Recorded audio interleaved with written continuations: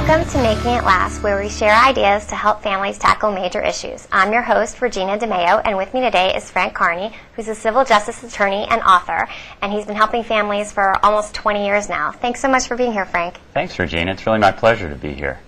Great. So I love that you have these books that are available for people. One is Picking Up the Pieces After Medical Malpractice, and the other one is Getting Everything Your Special Needs Child Deserves. Are these available online? Yes, they're on our website, which is www.donahoekearney.com, DONAHOEKEARNEY, or you can call us at 202-393-3320, and we'll just send them to you. Wow. They're free guides. We wrote these because we're civil justice attorneys, my partner Keith Donahoe and I. We represent families. We help families and children who have been harmed by hospitals, HMOs, physicians, when the healthcare providers haven't followed established patient safety rules. So we have a couple of publications. The first, Getting Everything Your Special Needs Child Deserves, that's really a list of resources for families of special needs children, children with cerebral palsy, children who have brain damage, or who are paralyzed, for example. And it's really a starting point to get families going as far as resources in the metropolitan area, D.C., Virginia, and Maryland. And it's everything from providing resources for respite care, giving caregivers a break, to camps, to educational issues. I mean, people don't realize that when you have a special needs child, that's really a 24/7 occupation. And what we've found through our experience is, in working with families, that they don't have the time really to investigate all the resources that are out there. And is our book or our list of resources a comprehensive guide? No, it's a starting point. It's really to get families thinking about it, thinking what is out there for my son or my daughter. What can make his or her life better? What can help with independence? What can help me, the caregiver, to give me a break, for example? Because that's very important. The more rested a caregiver is, a mom, a dad, a grandparent, the better they're going to be for that child. Right. So that's really why we started and put together and published that book, Getting Everything Your Special Needs Child Deserves. Makes sense. So I don't know that everybody understands how we're regulated, so I thought maybe we could spend just a few minutes explaining, like in the divorce world, we're not allowed to do cases on a contingency basis, right? So I can't say to somebody, oh yeah, I'll do your divorce and then you can pay me from the proceeds of the house, because that might create a conflict of interest, right? I mean, if at the end of the day that person doesn't want to get divorced, then where am I going to get paid from? Or if they really don't want to sell the house because it's not in the family's best interest, now there's a conflict because I want to get paid. So we have to do hourly basis billing. But you guys mostly work on contingency for a very different reason, which is actually to help families who may not be able to afford if they had to pay you on an hourly rate. Am I right? Right, absolutely. Most of the families that we work with can't afford the services of a lawyer billing on an hourly rate. And there's very different reasons for that. As a civil justice attorney, what I do, my law firm and I, we work on a contingent fee, which means it's a percentage of any total verdict or award after the case is finished. And these cases can go on for several years, and many times do. We also front all of the expenses and the costs associated with a case. For example, when there's been a violation of a patient safety rule by an HMO or a hospital, that takes a very thorough investigation. You need experts, physicians, primarily in all different specialties, to review the case, to review the chart, to work with you. Obviously, all those things cost money before you even file a case or while you're still investigating it. So we don't require our families to front those costs in the beginning because, again, if you have a special needs child, or if you're dealing with a death in the family due to a medical error, that's a 24/7 occupation. You can't be worried about your lawyer calling you up and saying, oh, you need to pay me this much this month, or this next week I need this, or I need that. It's just not the best way to help families, we don't think. No, but I mean, I think you have to have the patience of a saint, because, if someone's calling me and they're going on for, 20 minutes, well, I'm billing the full 20 minutes, right? It's like, okay, you want to talk about, your soon-to-be ex and all the things he's done wrong. That's fantastic. That's going to now cost you, whatever, $100. But you really do have the patience of a saint, because you listen to some horrible things. And I don't know how, at the end of the day, when you get that settlement, you're not going to be able to give a person back their arm or their leg. So how do you see it when you finally get the settlement? How in your head, like how do you feel satisfied? Well, the most rewarding thing that we do when we have a successful case against a hospital or an HMO or a healthcare corporation is to give our clients some independence and some freedom. And that's what the money that goes to, it is significant, because it helps people live their own lives. It helps them. It doesn't help them walk or doesn't heal them, but many of our clients require health care needs in some capacity for the rest of their lives. They need accommodations and where they can live. Their house needs to be modified or renovated, or they need a whole different type of house to accommodate a wheelchair, to be on one level, to think about how they're going to do as they age.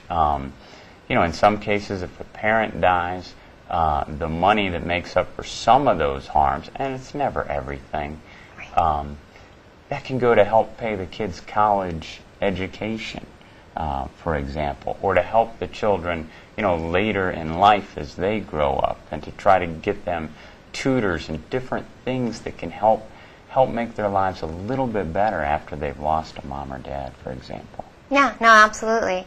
I don't know if you've seen this documentary, Hot Coffee, but it was really well done. It was about the lady that had the coffee from McDonald's spill on her lap, right?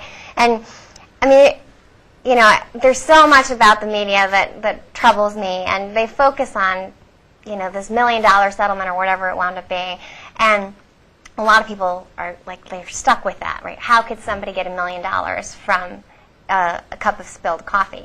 But in the documentary, they go on about the skin grafts that she had, and the number of times that McDonald's was put on notice prior to this incident that their coffee was too hot. Other people had been injured. The industry standard had a certain temperature, and they were going well above that. And then this woman, who wasn't even driving, she was the passenger, it was due to the faulty lid that she had this horrible injury. And, it wasn't so much that she even wanted the money. The family didn't want the money, but they wanted a change. And that's what you do, basically, right? You're sometimes going in there saying, you have made this grave error, and we want a change for more than just the one person injured, but for others going forward. Right, exactly. And that's a great point, Regina, because there is so much misinformation out there. And the McDonald's coffee case is a great example. You're right, people don't realize that she was a passenger in a parked car, that the temperature of the coffee was just a scalding temperature, and the extent of her injuries. Yeah.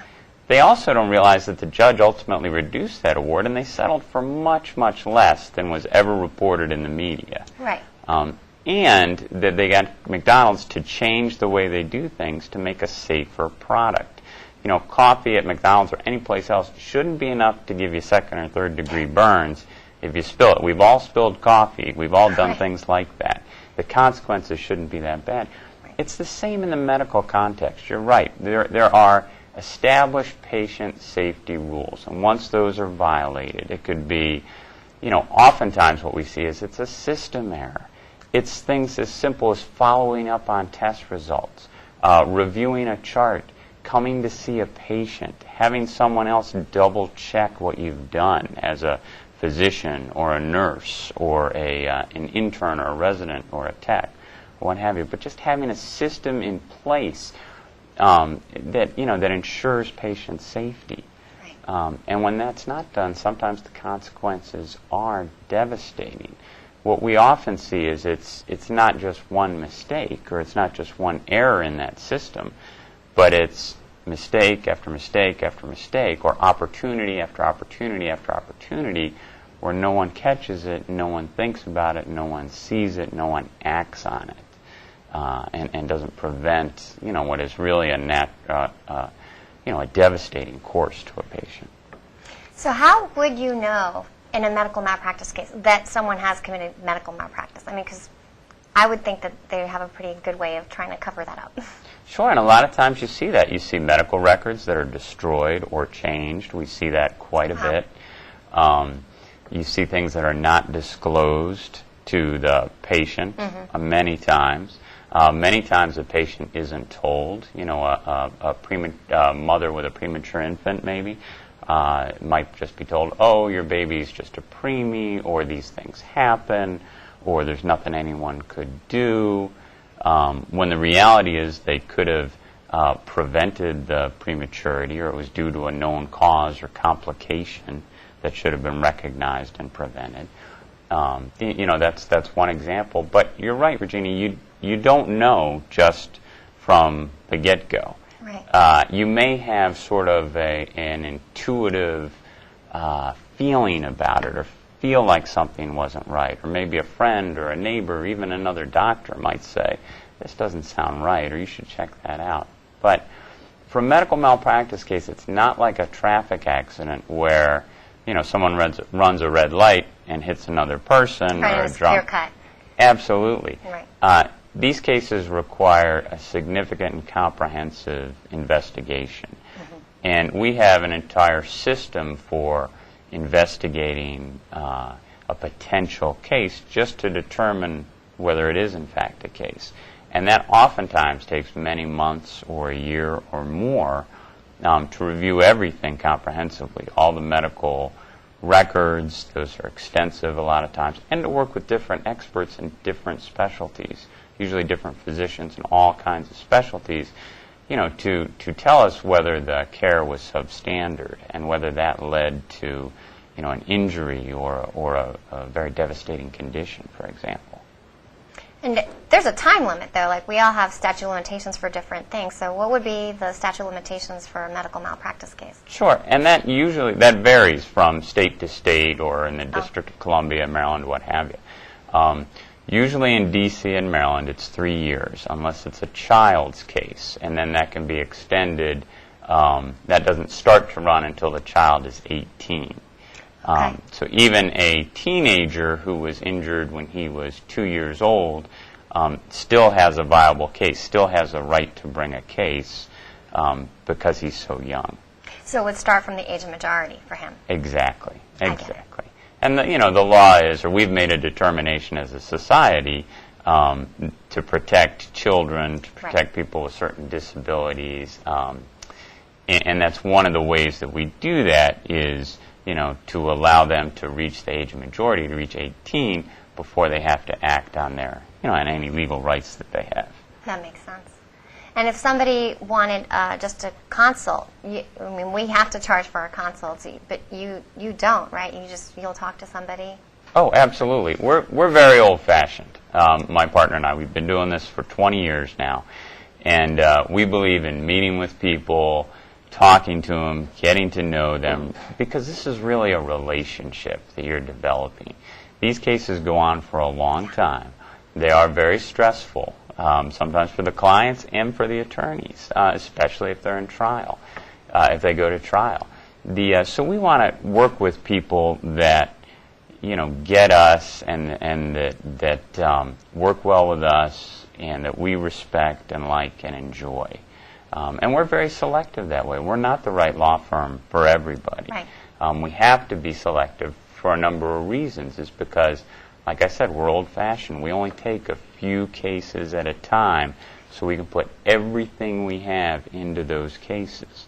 And we only represent people, children especially, who really have a devastating injury or condition, or families who have lost a mom or a dad, for example.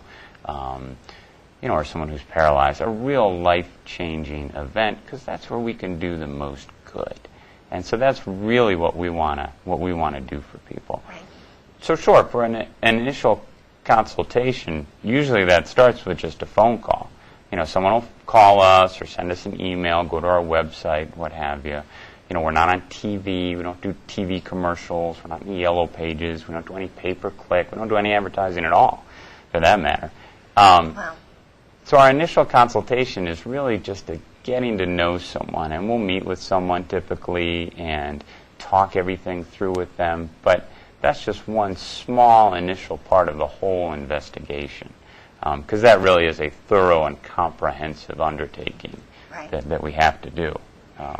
So we're going to stop right here. We're going to take a short break for a public service announcement, and then we will be right back.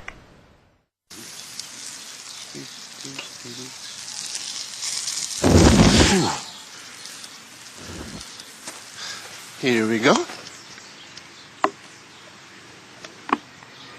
What?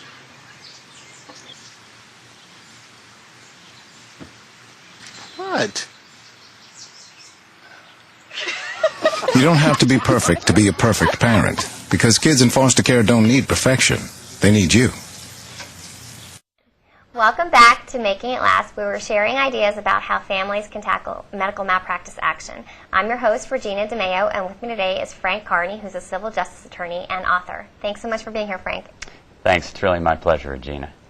So let's start backwards a little bit. So after that initial consult, which we were just talking about, right, what's the next step that you would, I mean, you don't file a lawsuit the very next day unless the statute of limitations is running out, right? Oh, right. That's virtually impossible. Yeah. Because the investigation that an attorney has to do is so thorough and comprehensive. And that's for a lot of reasons. I mean, one, we want to make sure, as civil justice attorneys, that we have a case that's really going to make a difference for our client. Right. We want to make sure it's a serious matter, so we want to make sure that we have very significant and credible allegations against the healthcare provider, the HMO, the hospital, because obviously it's a big deal for them as well. If they made a mistake, if they made a medical error, and really if they violated patient safety rules, they have to know it, but we have to prove it. It's always our burden of proof. Right. So those are the two main things. Ethically, we have an obligation as well, only to bring a meritorious case. In other words, a case that we can prove, a case that we can win, for a family, for a disabled child, for example. So you're right. If someone comes to us the first day, it's really just an initial getting to know you type of meeting. Right. Again, because these cases take so long, we're really looking to build a rapport, build a relationship with someone. We're going to be working with them very closely for sometimes several years. And we certainly want to continue even after the case is resolved. Continue being part of their lives and helping them and assisting them any way that we can, long term. And that's how we do it, at least. Okay. And so the process, of filing a suit doesn't mean that you go to trial the next month, right? I mean, like, in that process, you do start some discussions for settlement with the other side. Sure. What usually happens is after the investigation is complete, we can file a lawsuit, and then both sides will do what they call discovery. Mm-hmm. That's primarily depositions, taking depositions of the various healthcare providers, the nurses, the doctors, the technicians, different expert witnesses, the family, any other witnesses, teachers, etc. And you're fronting all those costs? Yes. Wow. Yes. Because those are expensive. They are. They are significant. But candidly, the folks that we represent, can't afford to really litigate a case against these major corporations right. that were these insurance companies, who are on the other side. Right. So we do not want to be in a situation where we cannot investigate a case due to lack of resources, and we never have been, and we never will be, for that matter. But that's why we don't require, our families to front those costs or to pay for those, as we go. No, that makes sense, but I think, people really don't understand. I mean, you're paying for the court reporter time, you're paying for those transcripts, you're there all day, which is usually like 8 hours a day. It's intense, and you have to prep for that. So if you're doing that on an hourly basis, that's a lot of money. And I really want people to understand that you are providing this huge service. Sometimes people hear like, oh my God, the attorney's got 30% of that settlement. But it's like, you have earned far more than that 30% usually. Am I right? Sure, and of course taking the risk. I mean, because if we lose the case at trial or on appeal, we don't charge our clients for that. Right. There's no recovery at all for all of our time, all of our expertise. We've also, again, we've been doing this for 20 years. This is almost all of what we do. Right. So we do know the medicine. We do, we have hundreds of medical textbooks and articles back at our office. We're continually keeping up with all of that and trying to learn that, for every different case, as those go along as well, of course. But it's different really choosing, representing someone in a divorce or a criminal matter than it is in the civil justice system on behalf of an injured person or a family.